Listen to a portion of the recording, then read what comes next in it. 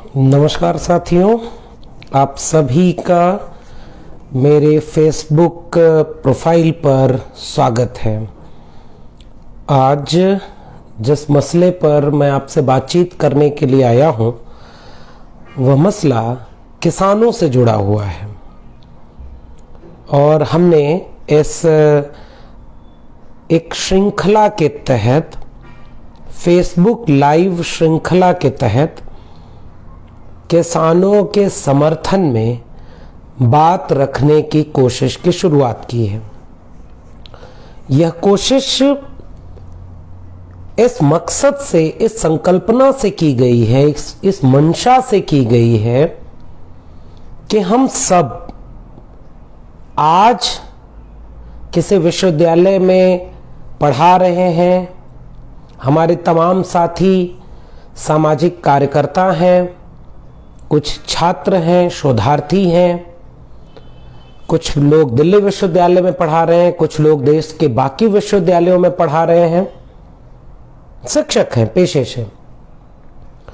साथ ही तमाम लोग जो डॉक्टर हैं, इंजीनियर्स हैं, वकील हैं, अलग अलग पेशों में हैं, कुछ लोग मीडिया से भी जुड़े हुए हैं। वे सारे लोग आज एकजुट होकर के किसानों के आंदोलन के समर्थन में अपनी बातें कहने और उनके आंदोलन को समर्थन देने के लिए एक योजना बना रहे हैं। हम में से तमाम साथी जो दिल्ली में हैं, जो दिल्ली के आसपास लगभग 3 दिशाओं से दिल्ली आने के रास्तों को बंद करके सड़क पर सर्द रात में, दिन में बैठ करके अपने हक हुकूक की लड़ाई के लड़ने वाले किसानों के समर्थन में शामिल भी हो रहे हैं। तमाम लोग ये इस आंदोलन से सीधे तौर पर जुड़े हुए हैं। तो आज जो ये फेसबुक श्रृंखला शुरू की गई है, ये एक छोटी सी कोशिश है।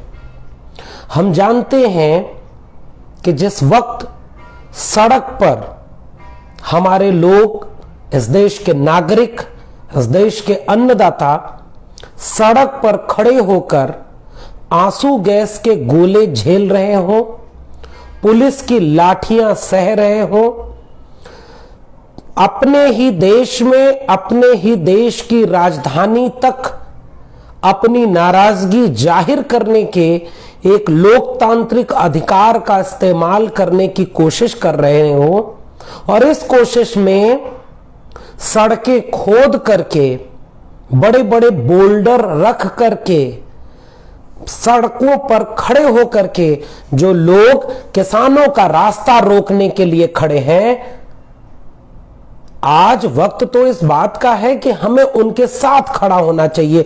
दिन रात हमें किसानों के आंदोलन की जमीन पर बैठकर उनका साथ देना चाहिए।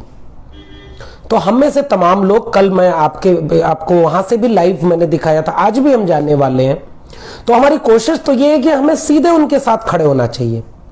लेकिन आज जो ये फेसबुक श्रृंखला शुरू हो रही है, इस फेसबुक श्रृंखला में देश भर के वे लोग जो सीधे शायद इस आंदोलन से न जुड़ पा रहे हों, लेकिन वह वैचारिक तौर पर, संवेदना के तौर पर, नागरिक बोध के स्तर पर किसानों के साथ खड़े हैं, वे लोग अपनी भूमिका निभाने के लिए सोशल मीडिया को एक जरिया बना रहे हैं ताकि हम लोग किसानों के मसलों पर नैतिक समर्थन दे सकें।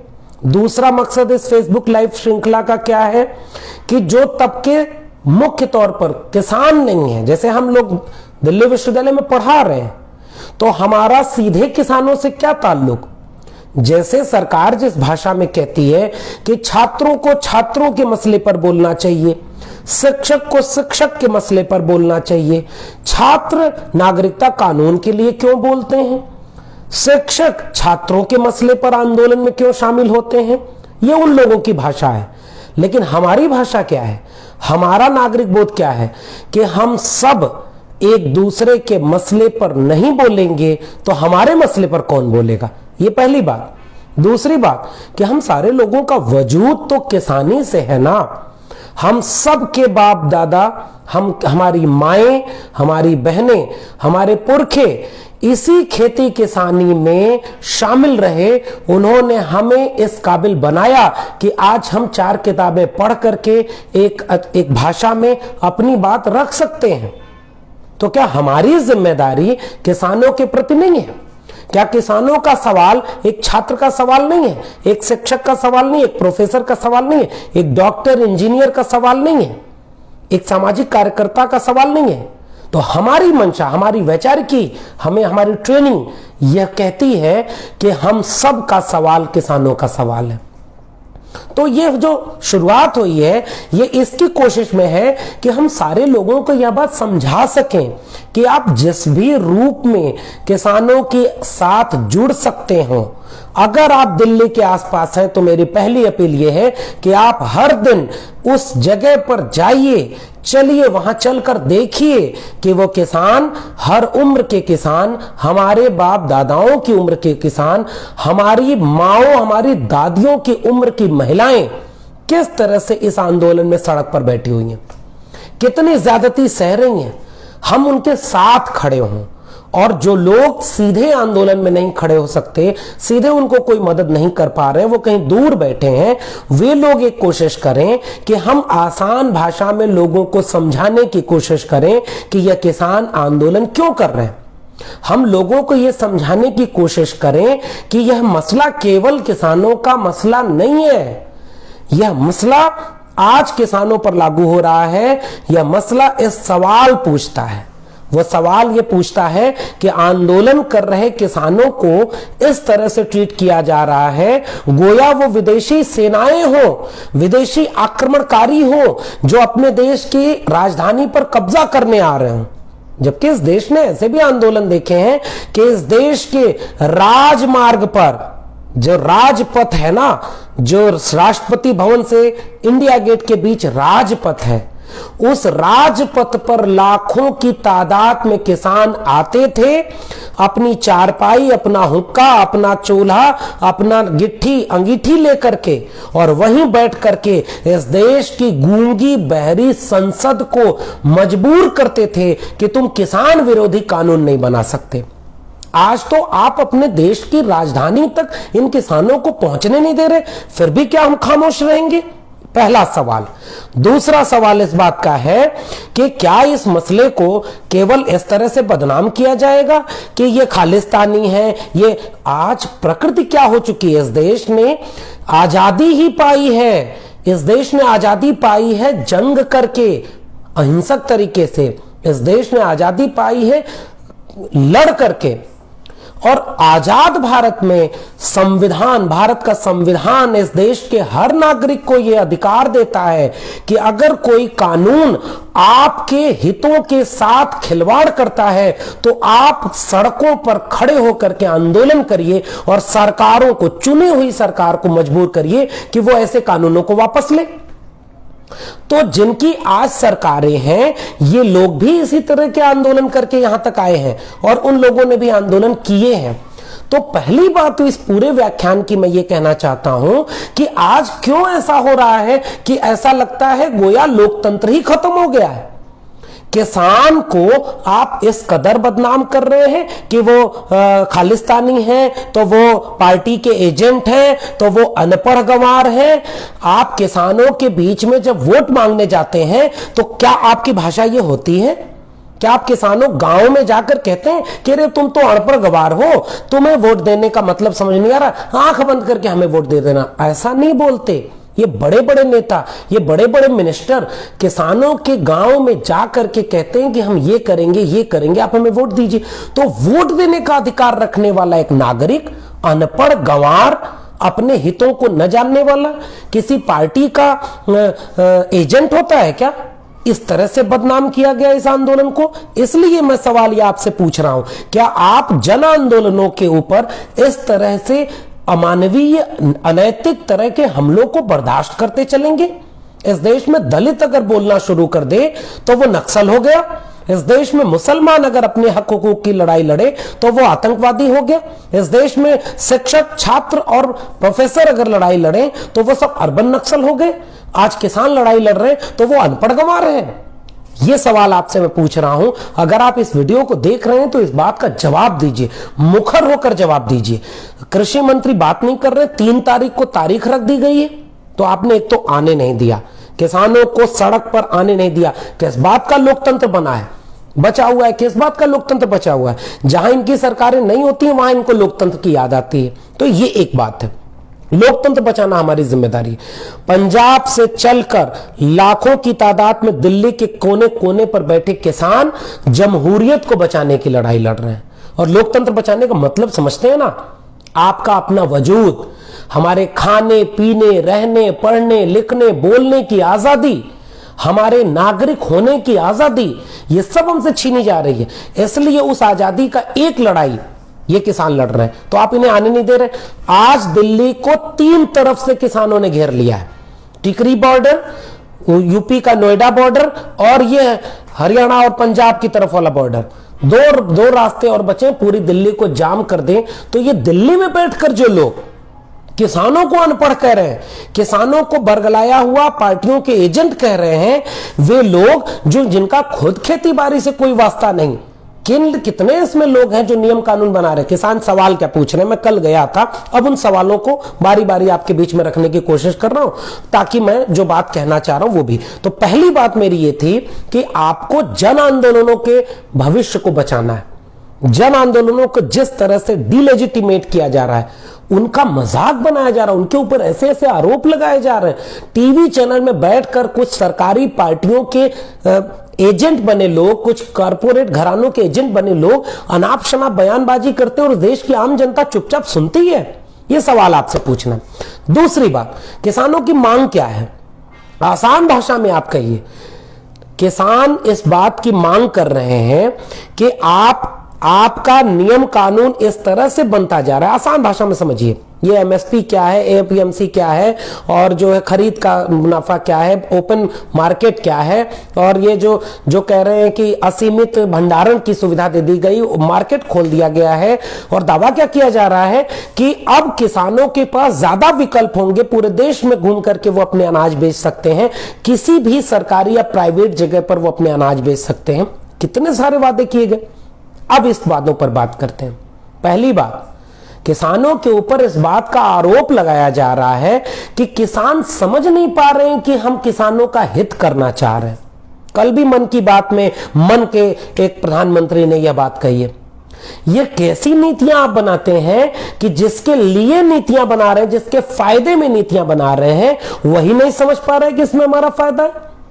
मतलब हम खाना खा रहे हैं और हमें पता ही नहीं चल रहा है कि हमारी भूख मर रही है कि नहीं।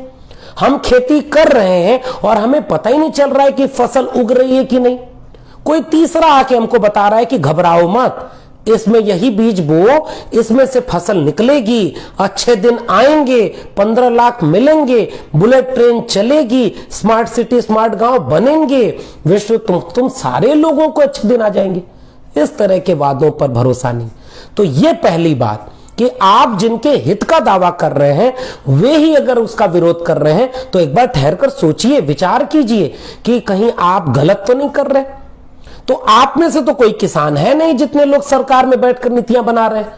कितने किसान सवाल क्या पूछ रहे हैं, कितने किसान संगठनों ने आपसे मांग की थी कि आप ये फैसले कीजिए।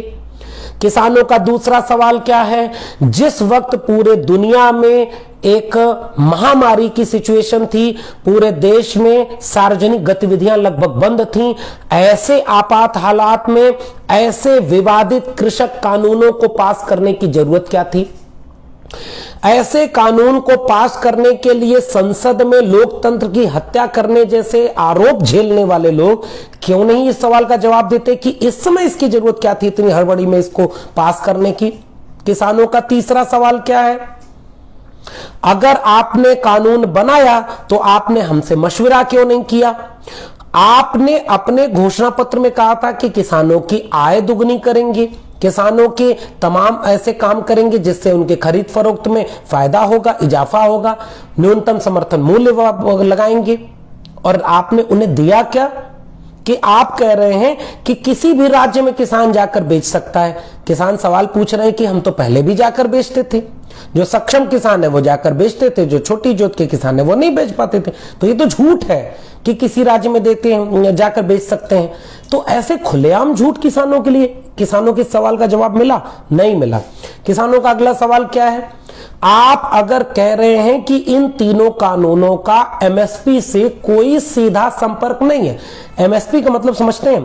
न्यूनतम समर्थन मूल्य।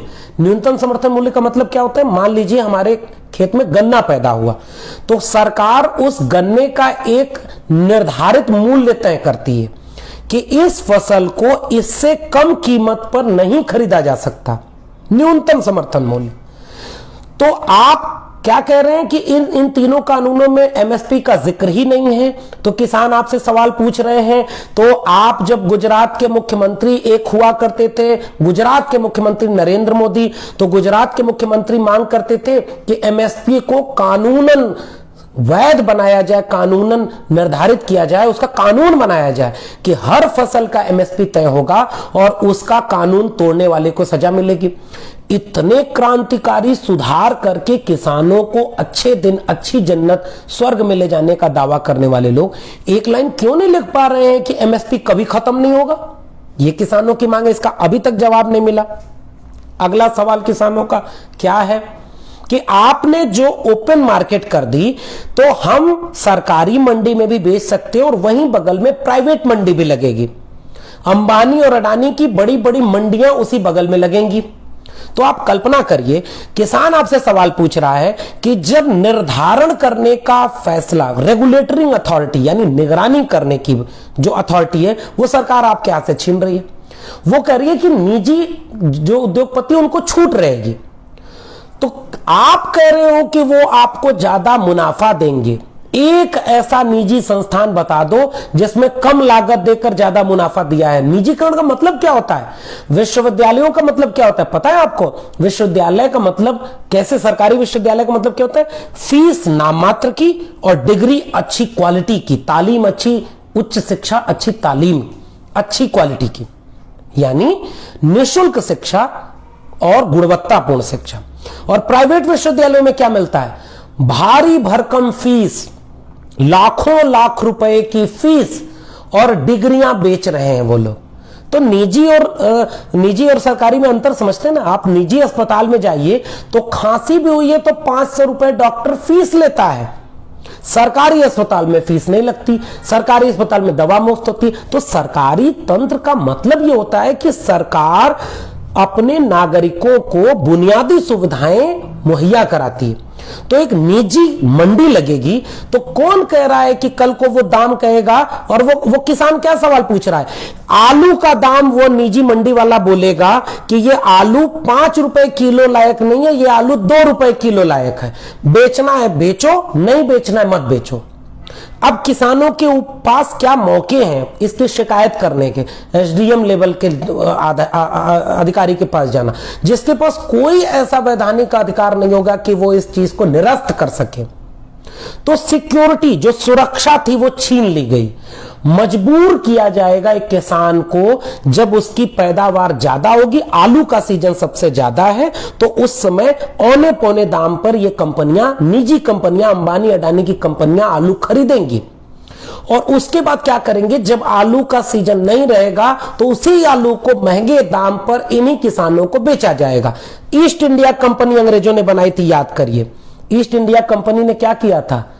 अपने यहां औद्योगिक क्रांति करने के बाद भारत जैसे उपनिवेश उनको चाहिए थे जहां पर वो कच्चा माल ले सके अपनी कंपनियों के लिए और उन्हीं कंपनियों में उत्पादित माल को बाजार में बेच सके। तो उन्होंने क्या किया? ईस्ट इंडिया कंपनी ने, अंग्रेजों ने यहां के लोगों को गुलाम बनाया। उनको यह कहा कि तुम्हें नील की खेती करनी है, तुम्हें व्यावसायिक खेती करनी है और इसको तुम्हें औने पौने दाम पर हमें बेचना है। ठीक, अब उनको औने पौने दाम पर खरीदा और अपनी कंपनी में प्रोडक्ट बनाया, फिर उसे ही कई गुना दाम पर उन्हीं लोगों को बेचा। और भारत गुलाम बना था। कंपनी राज ने इस भारत को गुलाम बनाया है। किसान कह रहे हैं कि ये 3 कानून किसानी में भी कंपनी राज पैदा करेंगे। अंबानी और अडानी की कंपनियां अब खेती बाड़ी को नियंत्रित करेंगी और किसान बर्बाद हो जाएगा। क्यों नहीं इस बात का जवाब दे रहे हैं आप कि निजी मंडी सरकारी मंडी के सामने, सरकारी मंडी निजी मंडी के सामने कैसे टिक पाएगी? निजी मंडियां, अंबानी और अडानी की मंडियां पूरे देश में फैलेंगी, जो मजबूर करेंगी किसान को औने पौने दाम पर फसल बेचने के लिए, और सरकारी मंडियां खत्म हो जाएंगी। बात समझ में आई? तो सरकारी मंडियां जहां नहीं है वहां के किसान नहीं समझ पा रहे हैं। जैसे यूपी बिहार, हम लोग जिस इलाके में आते हैं वहां मंडी कल्चर नहीं, छोटी जोत के किसान है। बिहार में 2006 में बिहार के नीतीश कुमार सरकार ने सरकारी मंडियों को खत्म कर दिया। आज बिहार के किसानों की हालत जाकर देखिए। उत्तर प्रदेश में मंडी समितियां पश्चिमी उत्तर प्रदेश में है जहां के किसान विरोध कर रहे हैं, तो पूर्वी उत्तर प्रदेश में तो मंडियां है ही नहीं। पहले उन किसानों को इतना बर्बाद कर दिया गया है कि आज वो किसान लड़ नहीं पा रहे, बोल नहीं पा रहे, अपनी आवाज नहीं उठा पा रहे। तो जो सक्षम है वो लड़ रहा है। पंजाब के किसानों को पता है कि मंडी होने का मतलब क्या है, न्यूनतम समर्थन मूल्य का मतलब क्या है। ये ठीक बात है कि कुल उत्पादकता के 6% से भी कम फसलें एमएसपी पर बेची जाती है, न्यूनतम समर्थन मूल्य पर बेची जाती हैं, मंडी में जाती हैं। लेकिन अगर उतना भी नहीं बचेगा तो फिर तो ये पूरा सिस्टम हमेशा के लिए खत्म हो गया। तो इसलिए छोटी जोत के किसान, एक किसान परिवार के लोग अपने बच्चों को अब किसान नहीं बनाना चाहते, क्योंकि अब उनकी किसानी को पूरी तरह से बर्बाद कर दिया गया। ये 3 कानून उन जगहों के किसानों को भी अब पूरी तरह बर्बाद कर देंगे जो थोड़े सक्षम और कथित तौर पर थोड़े समर्थ किसान माने जाते हैं। तो अगर वे बर्बाद हो गए तो ये सारी चीजें खत्म हो गई। किसान एक सवाल और पूछ रहे हैं, वो क्या सवाल है? आसान भाषा में इसको समझिए। आपने कुछ जरूरी चीजों को जो बहुत जरूरी चीजें थी उनको आपने खाद्य सुरक्षा के कानूनों के उससे निकाल दिया है। और क्या कर दिया? आप भंडारण करने का, असीमित भंडारण करने की क्षमता दे रहे हैं। असीमित भंडारण की क्षमता में आप एक रेस याद करिए, एक गांव में एक रेस आयोजित की जाए जिसमें उसेन बोल्ट को गांव के नौजवानों कुपोषण के शिकार कमजोर युवाओं के साथ कह दिया जाएगा, रेस में दौड़ो। ये न्यायप्रिय प्रतियोगिता है, ये मेरिट की प्रतियोगिता है।